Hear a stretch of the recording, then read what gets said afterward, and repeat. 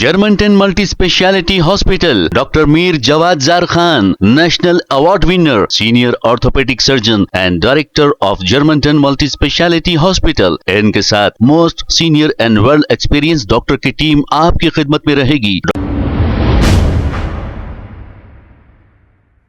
अस्सलाम वालेकुम नाजरीन, 7H न्यूज सच को रखे आपके आगे। नाजिया इलाही, आप सब जानते हैं, सुअर के मुंह की बद जानवर ये खातून हमेशा मुसलमानों के खिलाफ और हमारी मुकद्दस किताब के खिलाफ कहती आ रही है, लेकिन इस पर कोई आवाज नहीं उठाता। ये अपने आप को बीजेपी की लीडर कहती है। अब बीजेपी भी खामोश तमाशा देख रही है।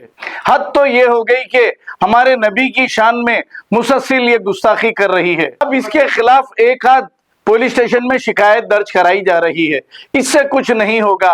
अगर सारे के सारे मुसलमान रोड पर आ जाए और पीसफुल एहतजाज करे तो दूसरे की भी हिम्मत कभी नहीं होगी हमारे नबी या हमारी मुकद्दस किताब या मुसलमानों के खिलाफ कोई जहर उगले। लेकिन ऐसा होता कहाँ है?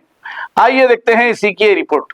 गली के कुत्ते पर विश्वास कर लीजिएगा, मुसलमान कब गिरगिट की तरह रंग बदलते हैं ये आपको पता नहीं चलेगा।